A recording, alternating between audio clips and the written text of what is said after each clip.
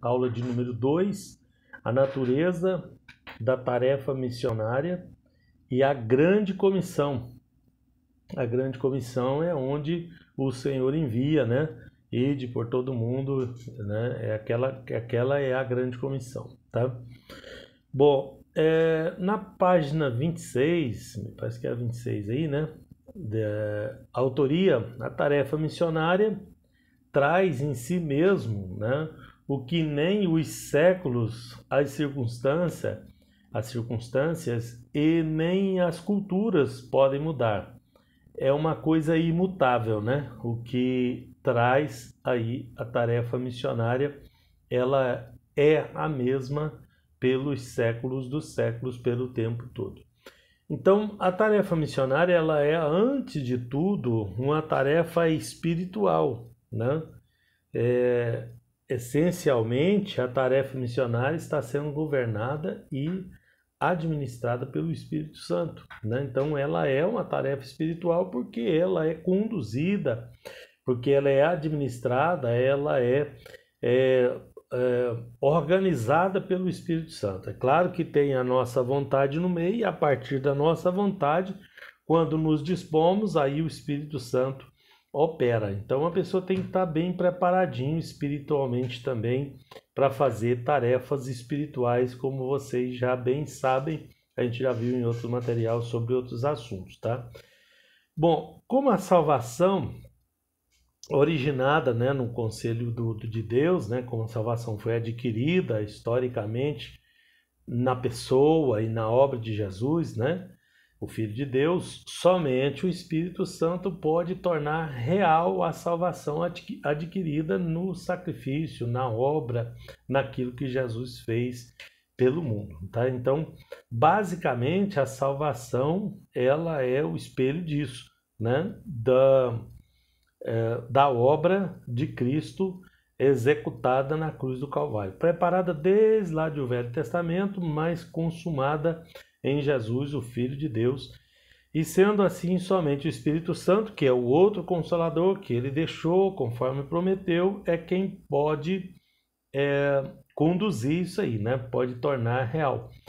Tem vários versículos que falam disso, tá?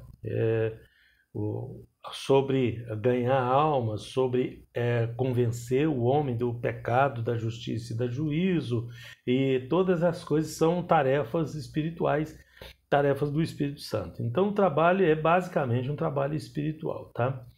Isso é bem evidente no livro de Atos, né? O instrumento é a palavra de Deus. Os agentes é a igreja, né? O instrumento, a palavra, porque é a palavra que transforma, né? Conhecereis a verdade vos libertará e tal, né? Mas os agentes, como eu comecei falando para vocês, é a igreja e os crentes. Então, se a tarefa não está sendo executada, a parte da culpa é da igreja, parte da culpa é dos crentes, tá?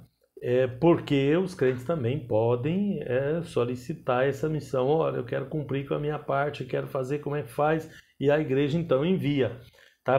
Por quê? Para que isso seja uma coisa organizada e as pessoas não saiam por aí tentando fazer missões sozinho, né, independentes e tudo, e causando até problemas, porque isso é uma tarefa conjunta, espiritual, organizada, que tem que ser uma tarefa da igreja, né? E ela, desligada da igreja, fica uma tarefa individual, que não é esse o plano, né? O plano é que todos venham trabalhar dentro do plano de Deus, dentro do plano do Espírito Santo. Portanto, tem que haver obediência nisso também. Eu conheço muitos evangelistas que acabam se desvencilhando da igreja, da sede e tal, e tenta fazer missão, sozinho para lá, e não é assim, é um conjunto de coisas, tá?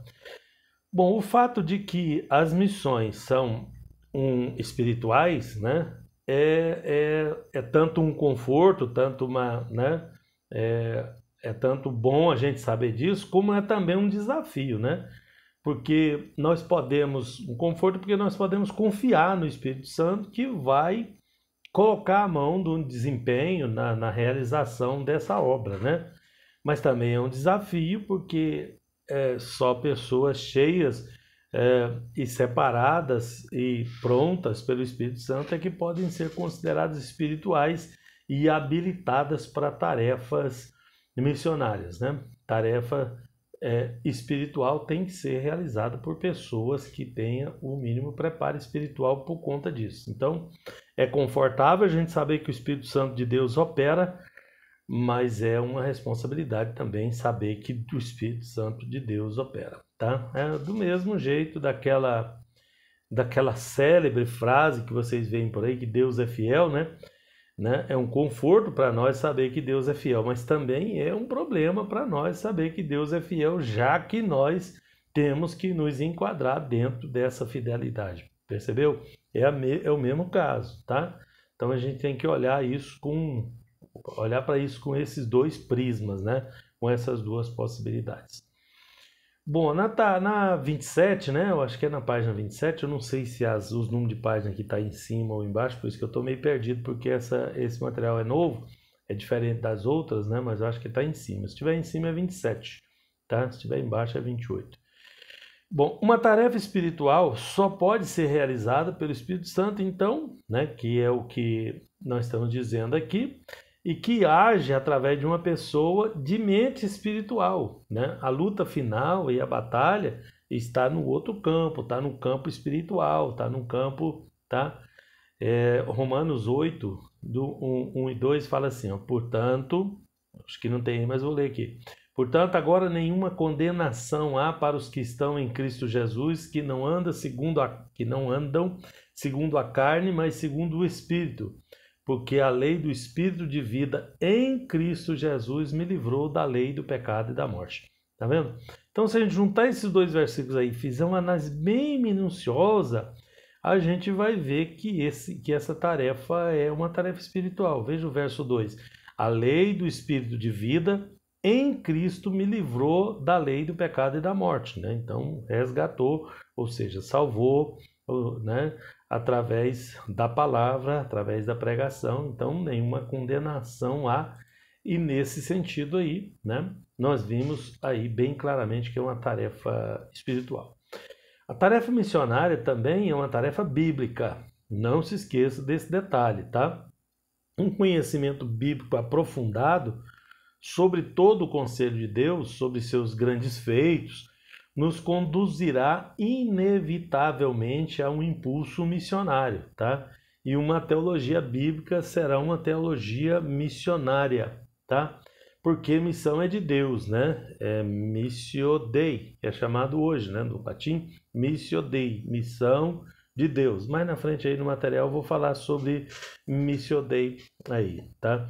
Mas nós sabemos que quando a pessoa se aprofunda na palavra, logo ele vai ter aquele impulso missionário.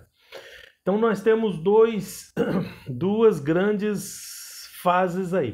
A fase inicial é a fase do primeiro amor, onde a pessoa ainda é neófito, ele ainda tem pouco conhecimento, ele não consegue um confronto, ele não consegue fazer uma boa apologia. Então, mas ele tem boa vontade, ele quer fazer. Então, esse é o primeiro caso, né, dos novos convertidos.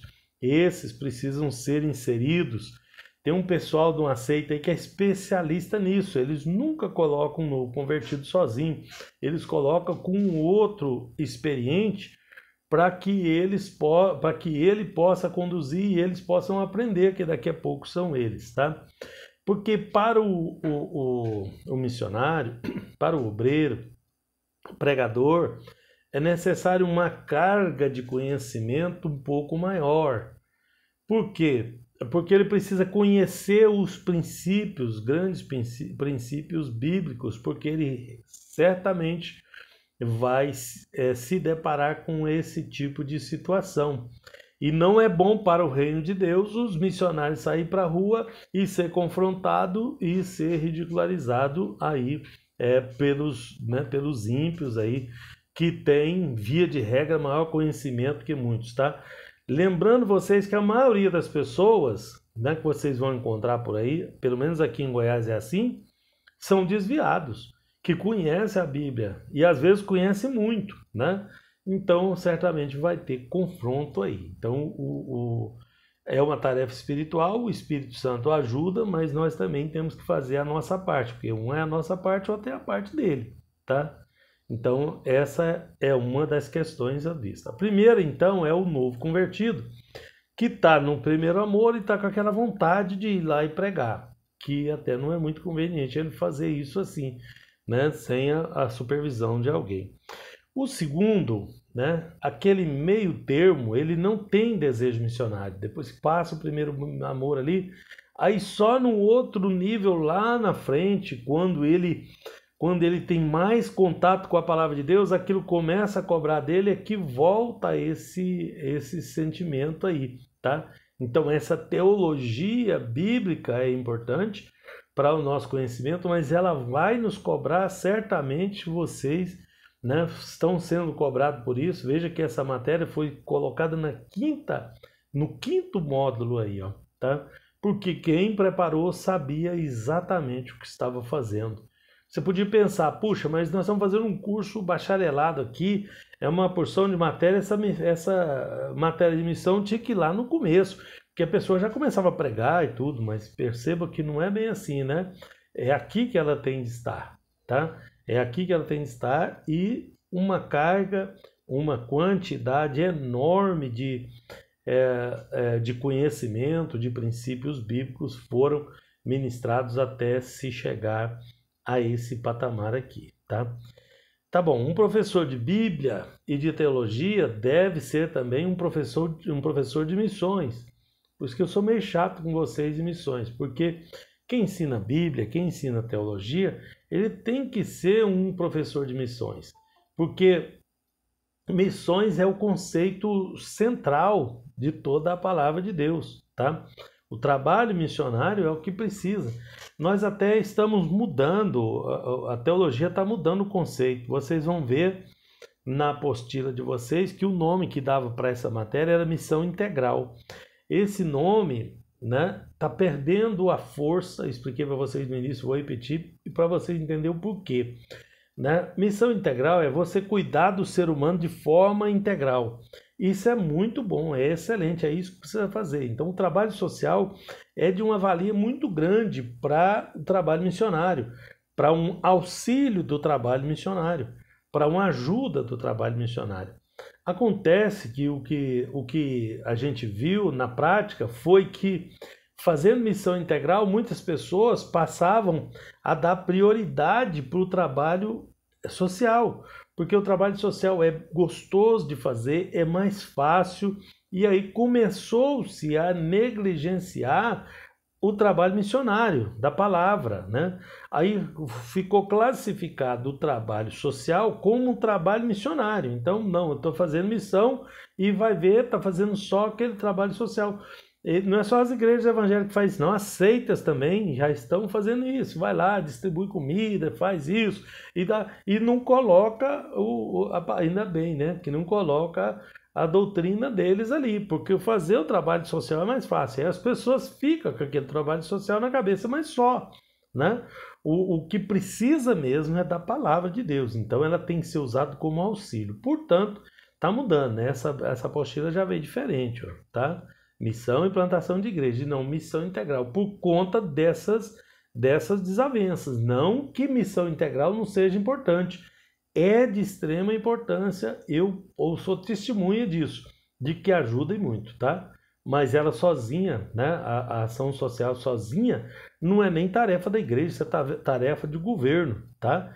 E a parte que nós podemos fazer para ajudar na ação social é a parte pessoal, né? Civil, cidadão. Cristão, aí sim o cristão, né, o trabalho dele é missionário. Então ele pode se ocupar, ele pode recorrer ao trabalho social para auxílio do trabalho missionário, porque a necessidade das pessoas não pode ser negligenciada, e nem podemos tampar os olhos a isso, tá?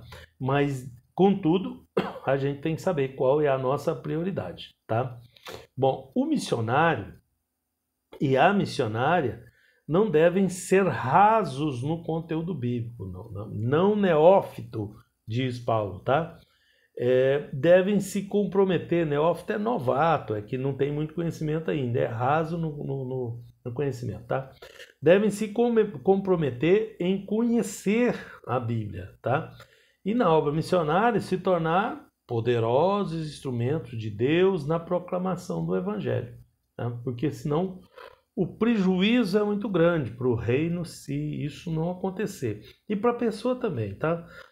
Depois a gente fala mais disso mais na frente. Nós não somos enviados como missionários meramente para fins de amizade, de relacionamento social, ou para demonstrar a unidade cristã, né, do corpo de Cristo, mas somos enviados principalmente para compartilhar com o mundo os benefícios do cristianismo, o testemunho do que o cristianismo, do que Jesus e sua obra e a sua palavra são capazes de fazer, tá?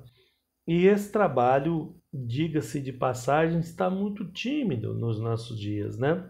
O trabalho missionário, no que diz respeito a esse anúncio do evangelho, tem se desenvolvido com muita timidez. Apesar das pessoas inventarem várias coisas para, né, com o nome de cristianismo e tudo, mas efetivamente os benefícios cristãos, o benefício da palavra e principalmente a quantidade de palavra, eu já preparei vocês para esse momento. Quando eu critiquei, a gente fez uma série de discussões no nosso grupo, quando eu critiquei as músicas, porque as músicas ajudam muito no evangelismo, desde que elas tenham um conteúdo teológico adequado, tá? Se ela não tiver, vai acontecer a mesma coisa da missão integral. Essas músicas vão ser deixadas de lado, abandonadas à medida que a igreja vier o avivamento, porque está na hora de aparecer esse avivamento, né? Se tivermos um avivamento, esse tipo de música que está sendo tocada em sua grande maioria vai ser colocada de lado, porque ela não atende ao requisito que nós estamos tratando aqui, tá? Se ela não atende ao requisito do princípio bíblico, né, também ela não vai servir para o nosso objetivo missionário, Missio Dei, que é a nossa, né, que é a nossa intenção e nosso objetivo. Bom, para Peters, né, esses autores aí, os livros que eles que são citados nesse trabalho estão lá no final, como vocês já sabem, né? A regra da ABNT estão lá no final, né? Esses livros são de fácil acesso hoje, muita gente tem esses livros aí em PDF, né? Então vocês podem usar isso como material de apoio, eu até sugiro que o façam, tá?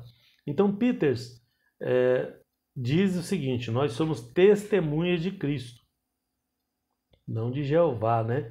Vou falar nisso, deixa eu dar uma comentadinha de testemunho de Jeová, não da seita, né? O nome Jeová é um nome Yahvé, né? Do hebraico, aí foi transliterado para o português como Jeová, nem tem J no hebraico, né? É Yahvé, tá? Lá tem o Y, que não é uma vogal, é uma consoante, né? A gente vai falar disso no hebraico também, mas Jeová é um nome que inventaram. Nem os próprios hebreus sabem qual é o nome de Deus, porque ele é um tetragrama de consoantes e não tem vogais. E para uma pessoa aprender hebraico, para passar de uma pessoa para outra, o outro tem que ensinar, porque ele tem que saber qual é a entonação que vem ali. Eu encabulo com aquele povo. Eles escrevem, eu vejo os vídeos deles, vejo coisas, eles escrevem com uma habilidade tão grande o hebraico, né? E sem vogais. E eles sabem o que está escrito ali. Agora, para nós entendermos, existem vogais, tá? Vogais maçoréticas, mas não quer dizer que Yahvé seja o A e o E, né? As vogais ali, né? Eles mesmos não pronunciam o nome de Deus desde o exílio babilônico, desde que eles voltaram do exílio, né?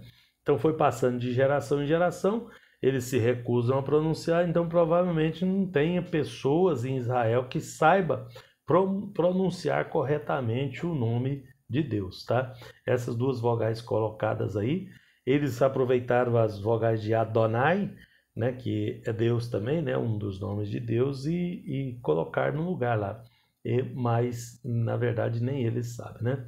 Bom, como testemunhas que somos, né, era só um parênteses aí, tá? de Cristo, né? Então, de Cristo que eu estou falando, de sua obra, a obra que Jesus fez na cruz. Não esquece desse detalhe. Você precisa estar sempre lembrando na igreja, é na Santa Ceia, é nas festas que deveria estar sendo feito e não estão, tá? A obra precisa ficar bem esclarecida. Não por causa dos crentes propriamente. Os crentes é só para mnemônica, é só para ele lembrar, para ele não esquecer da obra, mas para ele saber na hora de pregar. A maioria das pessoas não sabe colocar a obra de Cristo em ação para contar para o pecador qual é a obra principal, fazer um resumo da obra para que a palavra de Deus entre no coração do pecador. Tá? Então, essa obra aí precisa ficar bem clara. Então, somos pregadores do Evangelho de Deus, nós somos os portadores da mensagem, ela está em nós, né? Se nós somos os portadores da palavra de Deus para a humanidade, então nós somos os responsáveis por ela. Como é que nós queremos ser os portadores da mensagem sem ter nenhuma responsabilidade com ela? Nós somos os responsáveis, tá? Nossa mensagem está contida na Bíblia, no livro de Deus, né? Que ele deixou para nós e deixou para a igreja, para que a igreja receba e repasse, receba e repasse, receba e repasse. Quando a gente aceita Jesus, logo de cara, nós fazemos isso meio que egoístamente, porque nós queremos salvar. A pessoa vem lá do mundo, né? Ele vem todo arrebentado, né? Ele tem aquela sensação pela primeira vez na vida dele de liberdade que a palavra de Deus, que o conforto da palavra de Deus traz. Então, ele se agarra naquilo, então ele quer trabalhar para ele ser salvo, para ele ser liberto. E aqui ele esquece que ele é um soldado que vai ter que multiplicar isso para os demais. Daí eu entro com a igreja culpada de novo, porque a igreja fica se ocupando desse evangelho, proto-evangelho, pseudo-evangelho dos neopentecostalistas. Muitos crentes aprendem isso, traz para dentro da igreja, é jargões, é o que eles falam, é o que eles fazem, cerimônias que eles desenvolvem, né? E tantas coisas, e o evangelho mesmo fica em segundo plano. Aí o crente não tem aquela precisão do evangelho para ele repassar, porque ele não recebeu, tá? E não foi enviado, e ele não sabe, e ele não recebeu, tá? A maioria dos crentes não sabe o que fazer. Se você levar ele para evangelizar na rua, ele vai entrar nas casas, vai falar Jesus te ama para todo mundo, tá? E a pessoa vai ficar, me ama? Jesus, se ele soubesse quem eu sou, ele não me amaria. E a pessoa não dá conta de explicar por que Jesus ama ele. Percebe? Então, é uma situação de uma extrema gravidade. Eu até estou preocupado com a igreja, né? Eu vejo a igreja meio de castigo aí com esse negócio da pandemia. Pensa, raciocina comigo. Nós estamos no melhor momento da igreja desde o último avivamento, lá de 1900, nós estamos no melhor momento da igreja para pregar o evangelho. E a igreja está segurando isso. Porque tem a pandemia, tem tudo, pois as pessoas estão quebrantadas. E os corações estão quebrantados. Agora as pessoas recebem a palavra. Digo para vocês, 2 anos atrás, você pregava a palavra para certas pessoas, era que nem uma bigorna dura de aço, não recebia. Mas agora as pessoas pensam direito. Agora nós temos um motivo para pensar direito. Nós temos mortes para analisar, nós temos o mundo para analisar. O governo está ajudando, né? Os crentes não estão ajudando, mas o governo está ajudando. O presidente que nem é crente está nos ajudando, porque as pessoas veem ele falar em Deus, ok, Deus é esse e tal. E aí é hora do crente entrar com a palavra, né? Então, nós que deveríamos estar aproveitando esse momento, né? Estamos fazendo igual os outros, colocando as nossas máscaras, né? Num sentido, pseudo-sentido, né? Se é que vocês me entendem, tá? Isso naturalmente, né? Para fazer esse trabalho, requer conhecimento profundo, tá? Da mensagem da Bíblia, né? E íntimo conhecimento pessoal com Cristo, né? Aquela experiência com Cristo é uma experiência necessária para quem vai pregar, para quem vai trabalhar na missão de evangelizar os povos. Como a nossa mensagem é derivada e determinada pela Bíblia, né? Ela é derivada da Bíblia e é determinada pela Bíblia, assim também é a nossa missão, tá? Muita confusão existe hoje em relação à preparação de missionários, porque a nossa tarefa se tornou obscura, turva, muitas igrejas não preparam ninguém, não ensinam, né? Esse trabalho aqui nasceu desse desejo, né? No coração, onde eu vi as igrejas aí, né? No despreparo e tudo, e orando ao Senhor, falando, Senhor, mas não pode ser desse jeito, né? E aí foi quando eu comecei com 3 alunos lá no passado, né? A ensiná-los, a ensinar teologia, a ensinar Bíblia, porque daqui brota a semente que precisa para o trabalho missionário, tá? E eu vejo uma necessidade muito grande da igreja, não como um sistema de negócio. Então, quando vocês me veem na internet, no YouTube, no podcast, eu estou tentando levar a palavra de Deus. Isso não é por dinheiro. Lá não tem minha conta lá, eu deposite uma ajuda e tal, né? Se vocês me ajudar e divulgar, e um dia eu receber algum benefício do YouTube ou dos podcasts, né? Vai ajudar na obra. Mas eu vou continuar fazendo isso do mesmo jeito, né? Com esse recurso ou sem esse recurso, é uma porta aberta. E aqui com vocês, é lá, né? Eu tenho meu trabalho lá, trabalho o dia todo e ainda estou aqui trabalhando pelo reino. Eu não quero me exaltar com isso não, irmãos, não me entendam mal não, tá? Eu só estou contando um testemunho para vocês, eu faço isso de muito bom grado e faço porque me pesa, me dói a missão que Deus me confiou, né? De levar essa palavra. Então, a maneira que vai levar, para onde que ela vai, o que eu vou conseguir com isso, né?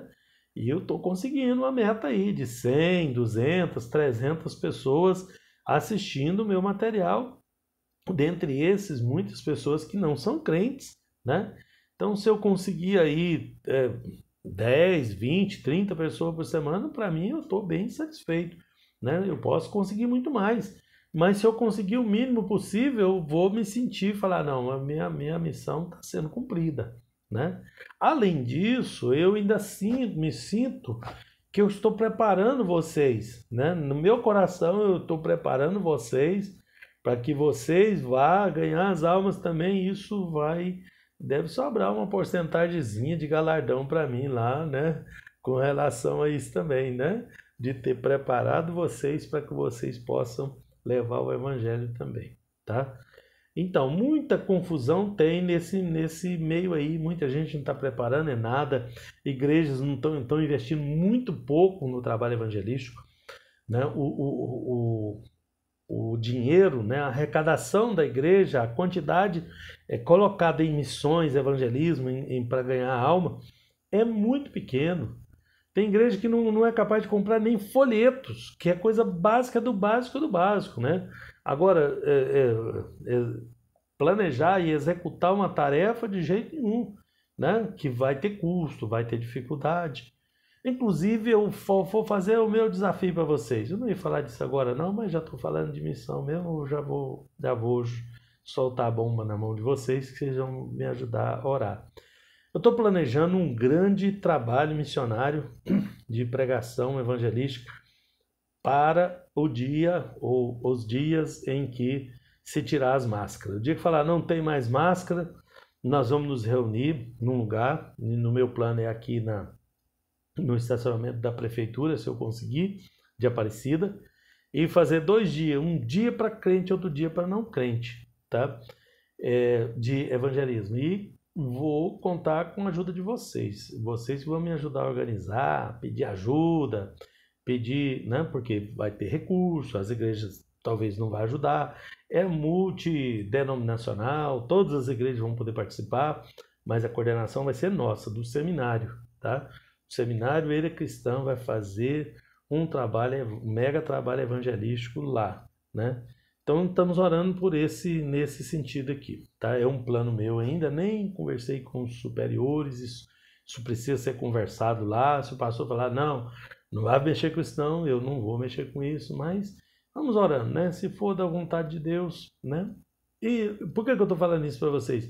Porque eu estou preocupado, fico pensando num jeito de fazer uma coisa, de fazer outra, né? Isso vai servir como um laboratório para vocês verem como é que funciona, as outras igrejas participando e tudo, para a gente fazer um trabalho para o reino, uma coisa bonitinha, bem grande mesmo, grande. Vamos aglomerar muita gente ali, né? Se Deus quiser, né? Vai que as pessoas não vão, né? Não vão ouvir a voz. Mas se a gente conseguir apoio político, apoio das igrejas, apoio cristão, acho que nós vamos conseguir fazer um trabalho ali evangelístico de peso para servir de base, para servir de modelo na saída da pandemia, né? E assim que a gente vê que dá a condição de fazer, tá? Então, existem muitos pensamentos equivocados, né, sobre missões, porque não estamos, nós, igreja, todos nós, não estamos compreendendo claramente qual é a responsabilidade bíblica das missões. De quem é a responsabilidade? Quem é que tem que fazer missões, tá? Porque se Deus chegar hoje e cobrar, vai cobrar do crente e falar, não, é a igreja. Vai cobrar da igreja, não, é o crente que não está indo. Não, é o governo que proibiu fazer isso e vai, faz igual lá no Jardim do Éden. Pergunta para Adão, não, foi eu não, foi a mulher. Pergunta para a mulher, não, é a serpente, né? Não, e não acha né, a ponta da meada, né? Quem foi que deu o nó, tá? Então tá mais ou menos desse jeito, tá? Do ponto de vista objetivo, o cristianismo é uma religião de revelação sobrenatural, né? Do ponto de vista subjetivo, tá? Ela é uma religião de fé, né? Então, objetivamente, ela é sobrenatural e subjetivamente é uma religião de fé. De fé porque a gente fecha os olhos e vai. Você não tem muita prova, você não tem prova científica, você não tem aquelas coisas que os naturalistas exigem, né? Você tem fé, você acredita, tá? A fé é o olho espiritual que vê, que contempla Deus, tá? Que percebe o Salvador, né? Que entende que a Bíblia é a palavra de Deus.